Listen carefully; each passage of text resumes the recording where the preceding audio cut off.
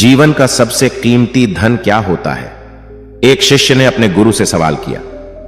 गुरु ने इसका उत्तर देते हुए जवाब दिया कि चाहे मेरे पास पैसे ना हो, चाहे रहने के लिए छत भी ना हो, चाहे कोई सुख सुविधाएं ना हो, लेकिन अगर मेरा शरीर स्वस्थ है तो मैं दुनिया का सबसे धनवान आदमी हूं। शिष्य ने पूछा कि गुरुदेव, आपकी उम्र 100 साल को पार कर चुकी है और फिर भी आप इतने स्वस्थ हैं। आपकी बुद्धि बड़ी ही तीव्र है और आपका चेहरा भी सूर्य की तरह चमकता रहता है और वहीं पर आपके बदन से भी चंदन सी खुशबू आती है। शिष्य ने कहना जारी रखा कि गुरुदेव, मेरे मन में बहुत बार आया है कि मैं आपसे इसका रहस्य जानूं, लेकिन संकोचवश मैं आपसे पूछ नहीं पाता हूं। कृपया करके आज मुझे वो साधारण से नियम बताने की कृपा करें जिनसे मैं भी आपकी तरह स्वस्थ और निरोगी रह सकूं। नियम अगर आसान होंगे गुरुदेव तो उसका अनुसरण मेरे माता पिता भी कर पाएंगे, क्योंकि वो बूढ़े हो चुके हैं और वो बहुत जटिल प्रक्रिया नहीं अपना पाएंगे। कृपया करके साधारण से तरीके बताना ताकि कोई भी ग्रस्त आदमी उन नियमों का पालन कर सके। गुरुदेव ने कहना आरंभ किया। सबसे पहले उन्होंने बताया कि सबसे पहले तुम्हें पाचन तंत्र की क्रिया को समझना होगा। जो भी आयुर्वेद का विद्वान होता है वो ये जानता है कि अगर आपका पाचन तंत्र लगातार भोजन पचाने में लगा हुआ है तो स्वाभाविक है कि ऊर्जा की एक खास मात्रा आपके भोजन को बचा रही है। इसी कारण ज्यादा भोजन करने के बावजूद आपका दिमाग और आपका शरीर अपने बेहतरीन स्तर पर काम नहीं कर पाता। तुमने देखा होगा कि भोजन करने के बाद जब पाचन प्रक्रिया शुरू होती है तो हर जानवर नीचे बैठ जाता है। वो बस बैठ जाते हैं क्योंकि दूसरी चीजों के लिए पर्याप्त ऊर्जा नहीं बचती है, चाहे वो मांसाहारी हो या शाकाहारी हो। हर जानवर खाने के बाद नीचे बैठ जाता है और ये इंसानों के लिए भी एक प्राकृतिक जरूरत है। खाने के बाद वो बैठ जाना चाहते हैं क्योंकि दूसरी चीजों के लिए पर्याप्त ऊर्जा नहीं होती। अगर आप अपनी पूरी क्षमता का इस्तेमाल करना चाहते हैं तो आप अपने शरीर को ऐसा बनाकर रखिए कि आप जो भी खाएं, कुछ भी खाएं, तो 1.5 से 2 घंटे के अंदर आपका पेट खाली हो जाना चाहिए। पेट खाली होने का मतलब है पेट की थैली खाली होना, यानी कि जब भोजन आंत के दूसरे भागों में चला जाता है तब पेट खाली हो जाता है, क्योंकि आंत में प्रक्रिया बिल्कुल अलग होती है। वो पाचन नहीं होता है, वो ऊर्जा को ग्रहण करती है। आंतों द्वारा इस ऊर्जा को ग्रहण करने के लिए ज्यादा ऊर्जा नहीं लगती है। पाचन क्रिया में जब खाना पेट की थैली में मौजूद हो तो बेहतर है कि आप अपनी गतिविधि को कम कर लें। अब अगर सोचिए, सारा दिन आपके पेट में खाना मौजूद रहेगा तो आप अपने जीवन की पूरी क्षमता कम कर लेंगे। आप खुद देखिए कि जब आपके पेट में खाना मौजूद होता है तब शरीर कैसा महसूस करता है और जब पेट खाली होता है तब शरीर कैसा महसूस करता है। आप खुद पाएंगे कि आपका शरीर और आपका दिमाग तब बेहतरीन रूप से काम करता है जब आपका पेट खाली होता है। इसका एक पहलू और है। देखिए, हम सब जानते हैं कि हमारा शरीर हर समय नई कोशिकाएं बनाता रहता है और पुरानी कोशिकाएं खत्म करता रहता है, जिससे हमारे शरीर का शुद्धिकरण होता रहता है। लेकिन जब भोजन हमारे पेट में होता है, यानी कि हमारा पेट जब खाली नहीं होता, तो यह शुद्धिकरण 80% कम हो जाता है। वो सारी गंदगी जो शरीर से अपने आप बाहर निकलती थी, अब वो निकलनी बंद हो जाएगी, जो कुछ समय बाद आपके लिए तरह तरह की समस्याएं पैदा करेंगी। देखिए, योग में पेट का हमेशा साफ रहना बहुत ही महत्वपूर्ण होता है। किसी भी पारंपरिक प्रणाली में अगर आप देखेंगे तो आप पाएंगे कि जब भी आप किसी आयुर्वेदिक डॉक्टर या किसी वैद्य के पास जाते हैं तो सबसे पहले वो आपके पेट की सफाई करते हैं, क्योंकि वो जानते हैं कि आपकी ज्यादातर समस्या पेट साफ ना होने की वजह से ही है। सिर्फ एक दिन के लिए अपने पेट को पूरी तरह से साफ करने के बाद महसूस करें कि आपको कैसा महसूस होता है। आप अपने अंदर बहुत हल्का और सुंदर महसूस करेंगे। हर दिन आपको इसी तरह महसूस होना चाहिए। आमतौर पर पारंपरिक रूप से घी को पहले निवाले के रूप में खाया जाता है। घी एक चिकनाई वाला पदार्थ है जो पूरी आहार नली को चिकनाई देता है। आपको सबसे पहले इसे ही खाना चाहिए ताकि यह भोजन के प्रवाह को आसान बना दे। जब आप बहुत मसालेदार भोजन खाते हैं तो उसे खाने से पहले आपके भोजन मार्ग पर घी की परत चढ़ाना बहुत अच्छा होता है।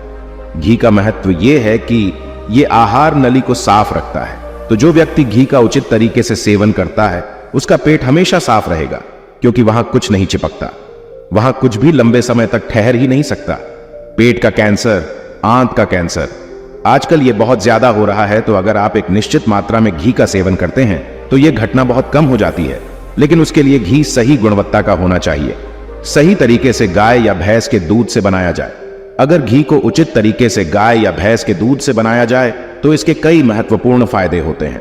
शिष्य ने सवाल पूछा कि गुरुदेव, पाचन क्रिया तुम्हें कुछ कुछ समझ गया हूं, लेकिन आप ये बताएं कि आपकी तरह सूर्य जैसा तेज पाने के लिए, चमकता हुआ चेहरा प्राप्त करने के लिए क्या प्रक्रिया अपनानी चाहिए। गुरु ने इसका उत्तर देते हुए कहना शुरू किया कि देखिए, आज के समय में बहुत सारे लोग सुबह उठते ही खाली पेट चाय पीते हैं। चमकता हुआ तेजस्वी मुख पाने के लिए हमें कुछ प्रक्रिया नहीं अपनानी, हमें बस अपनी दिनचर्या सही करनी है, अपना खान पान सुधारना है। सुबह खाली पेट चाय पीना जहर के समान होता है। वो धीरे धीरे आपके अंदर आपकी आंतों को कमजोर कर देता है। पेट में धीरे धीरे एसिडिटी होने लगती है और अपने आप मन और मस्तिष्क सुस्त पड़ते जाते हैं। सुबह उठते ही तुम्हें तांबे, चांदी या मिट्टी के बर्तन में रखा हुआ पानी पीना चाहिए, लेकिन चांदी और मिट्टी की तासीर ठंडी होती है, इसीलिए कफ, अस्थमा या दमा जैसे रोगी इसका उपयोग ना करें। रात में आपने चांदी, तांबे या मिट्टी के बर्तन में पानी रख दिया और सुबह खाली पेट बिना दांतुन किए हुए उसे पी लिया। शिष्य ने सवाल किया कि गुरुदेव, बिना दांतुन किए हुए अगर हम वो पानी पिएंगे तो हमारा बासी थूक हमारे अंदर ही चला जाएगा। गुरु ने उसे बताया कि वो तो अच्छी बात है, क्योंकि बासी थूक औषधि के समान होता है। गुरु ने चेतावनी दी कि देखिए, जिन लोगों को अल्सर, टीबी या निमोनिया है, उन्हें खाली पेट पानी नहीं पीना है। तांबे के बर्तन में रात में रखे हुए पानी में उसके संस्कार मिल जाते हैं, तांबे के गुण उस पानी में आ जाते हैं और वो तांबा हमारे शरीर में जाकर बहुत से लाभकारी फायदे करता है। गुरु ने चेतावनी दी कि अगर मजबूरी ना हो तो प्लास्टिक की बोतल में कभी पानी मत पीना, क्योंकि प्लास्टिक की एक ऐसी संरचना होती है, जब वो गर्म तापमान पर आता है तो प्लास्टिक धीरे धीरे पिघलना शुरू हो जाता है, और जब वो बहुत बारीक स्तर पर पिघलता है तो उसके कारण उस पानी में मिल जाते हैं, जो हमारे शरीर में जाकर कैंसर का कारण बन सकते हैं।